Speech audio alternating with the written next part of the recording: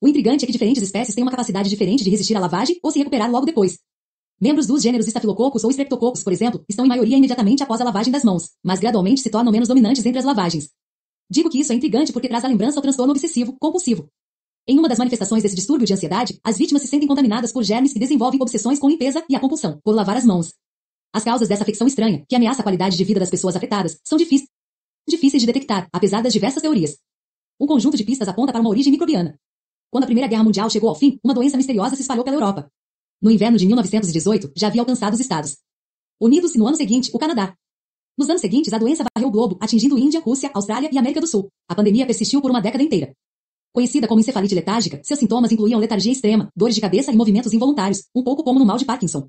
Com frequência, a doença se manifestava como um distúrbio psiquiátrico. Muitas vítimas se tornavam psicóticas, deprimidas ou hipersexualizadas. Entre 20% e 40% das vítimas morreram. Muitos sobreviventes da pandemia de encefalite letárgica não se recuperaram por completo, ficando com transtorno obsessivo-compulsivo, TOC, como sequela. De repente, um distúrbio comportamental raro estava se espalhando como se fosse uma infecção. Os médicos da época discutiam se a doença tinha uma origem freudiana ou orgânica, mas seriam necessários 70 anos até que a verdadeira causa fosse descoberta. Na década de 2000, dois neurologistas britânicos se interessaram pela causa da encefalite letárgica.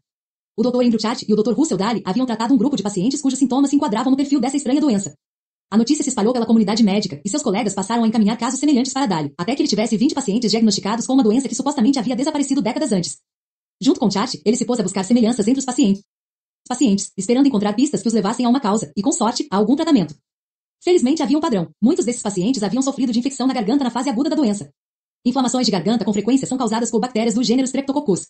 Chart e Daly acharam que essa espécie podia ser a culpada. Ao examinarem os pacientes, descobriram que todos os 20 haviam sido infectados por Streptococcus, conforme esperavam. Em vez de se aquietarem após algumas semanas, os Streptococcus tinham desencadeado uma reação autoimune que atacou um grupo de células no cérebro conhecidas como gânglios basais. Como resultado, o que normalmente seria uma infecção respiratória se transformou em distúrbio neuropsiquiátrico. Os gânglios basais estão envolvidos na seleção da ação. Essa parte do cérebro nos ajuda a decidir qual ação dentre várias possíveis devemos escolher realizar.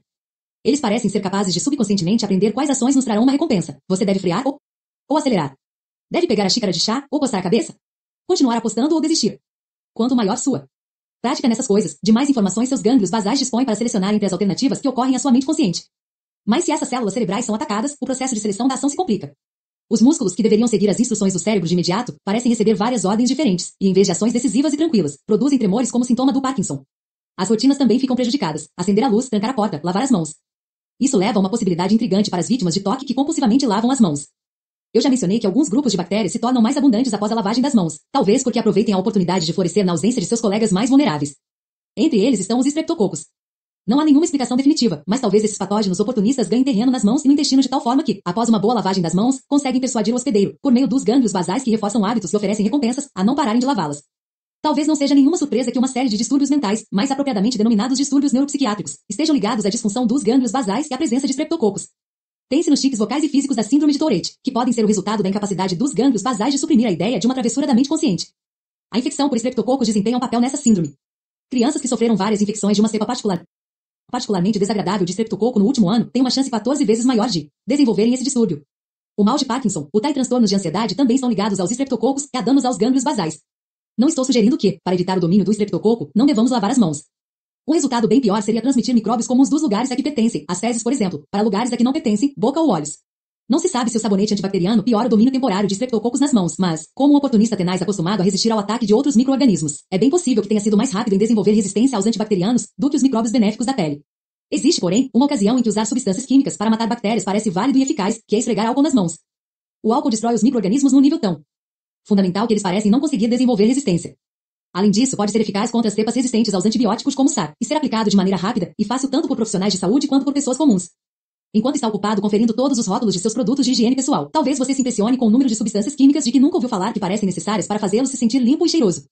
Claro que sua pele cuidaria de si, mesmo sem gel para banho, hidratantes e desodorantes.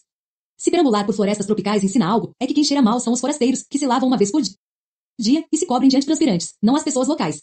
Embora não se lavem com frequência e nunca usem desodorantes nem loções de limpeza, os povos tribais que moram nos lugares mais rudimentares não sofrem de mau odor corporal. Gita Castala, antropóloga e zoóloga que trabalha em áreas remotas de Papua Ocidental e da África Oriental, observou que os habitantes de sociedades tribais podem ser divididos em 3 grupos quando se trata da higiene pessoal. No primeiro grupo estão aqueles que tiveram pouquíssimo contato com a cultura ocidental. Essas pessoas costumam incorporar a higiene pessoal a outras atividades, digamos quando vão pescar. Mas não usam sabonete, e muitos dos tecidos que usam para se cobrir são naturais, diz ela. O segundo grupo é formado por pessoas de aldeias remotas que foram expostas à cultura ocidental, até certo ponto, muitas vezes por missionários religiosos, e tendem a usar trajes ocidentais, em geral tecidos sintéticos de segunda mão dos anos 1980. Este grupo costuma ter um odor incrivelmente forte. Eles se lavam de vez em quando e usam sabonete, mas têm pouca compreensão de por que se lavar e usar roupas. Apenas sabem que em certo momento isso deve ser feito, seja uma vez por semana, por mês ou mais raramente. O grupo final mergulhou na cultura ocidental, talvez trabalhando numa base petrolífera ou para alguma madeireira, e se lava diariamente com cosméticos.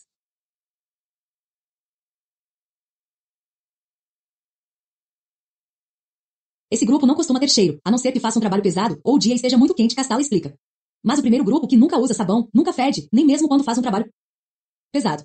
Então, por que a maioria das pessoas nas sociedades urbanas fica mal cheirosa e sedenta após 1 ou 2 dias sem se lavar, a ponto de se tornar socialmente inaceitável, enquanto aquelas que vivem sem sabão, nem água quente nos trópicos conseguem permanecer limpas? De acordo com a recém-criada empresa chamada Aobiome, a resposta está num grupo bem sensível de micróbios. Seu fundador, David Whitlock, era engenheiro químico e estudava os micro-organismos encontrados no solo. Ao coletar amostras de solo de um estábulo em 2001, alguém lhe perguntou por que os cavalos adoravam rolar na terra. Ele não sabia a resposta, mas a questão o intrigou. Whitlock sabia que o solo e as fontes de água natural continham muitas bactérias oxidantes de amônia, boas.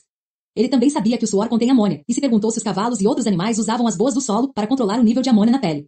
A maior parte do cheiro do suor humano não vem dos líquidos ricos em amônia liberados por nossas glândulas écrinas, mas das glândulas apócrinas, ou glândulas do odor. Confinadas às axilas e à virilha, elas são de natureza sexual, e só se tornam ativas na puberdade. Os cheiros que passam a produzir agem como feromônios, informando ao sexo oposto sobre nosso estado de saúde e fertilidade. Mas o suor liberado pelas glândulas apócrinas também não tem cheiro, que só aparece quando os micróbios da pele entram em ação e o convertem em toda uma série de compostos químicos voláteis fedorentos. Os exatos odores produzidos dependem da composição da comunidade de micro-organismos que você abriga. Ao nos lavarmos e aplicarmos desodorantes, que tendem a funcionar removendo ou mascarando as bactérias produtoras de odor, alteramos a microbiota da pele. As boas são um grupo de bactérias particularmente sensível, além de serem lentas na hora de restabelecer sua população, sendo portanto as mais afetadas pelo furacão de substâncias químicas com que as bombardeamos todos os dias. De acordo com Whitlock, o problema é que, sem boas, a amônia que liberamos no suor não é convertida em nitrito e óxido nítrico, substâncias que desempenham um papel fundamental não apenas na regulação do funcionamento das células humanas, mas também no controle dos micróbios da pele. Sem óxido nítrico, a população de colinebactérias e estafilococos que se alimentam de nosso suor pode crescer descontroladamente. Mudanças na quantidade de colinebactérias em particular parecem ser responsáveis pelo mau cheiro corporal que tanto nos esforçamos por evitar. O paradoxo é que, ao nos lavarmos com substâncias químicas e usarmos desodorantes para garantir um cheiro agradável, desencadeamos um círculo vicioso. O sabonete e o desodorante matam nossas boas. A ausência de boas significa desequilíbrio de nossas outras bactérias da pele. A composição alterada da microbiota faz com que nosso suor fique com mau cheiro. Assim precisamos usar sabonete para limpar essa bagunça e desodorante para mascarar o odor. O que a Aobiome sugere é que repor nossas boas poderia romper esse ciclo sem fim. Claro que você poderia conseguir isso rolando na lama ou nadando diariamente em alguma fonte de água não tratada nem poluída, se conseguir achá-la. Mas o que Whitlock e o resto de sua equipe na Aobiome propõem é que você se borrife diariamente com a névoa cosmética refrescante ao mais. A aparência, o cheiro e o sabor são de água, mas esse produto contém nitrosomonas eutrófa-vivas, boas cultivadas do solo. No momento, o All Mais é vendido como cosmético, portanto a Aobiome não tem obrigação de provar sua eficácia, apesar de esse ser seu próximo objetivo. Mas no teste piloto, a aparência, a maciez e a firmeza da pele de voluntários melhoraram em comparação com aqueles que usaram um placebo. Embora as pessoas que não se lavam não tenham um cheirinho de flores ou sabonete que passamos a apreciar em nossa pele, muitos dos voluntários no teste do All Mais acharam seu cheiro natural igualmente bom, até para as outras pessoas. David Whitlock, fundador da Aobiome, deixou de se lavar 12 anos atrás e nos assegura de que não fede.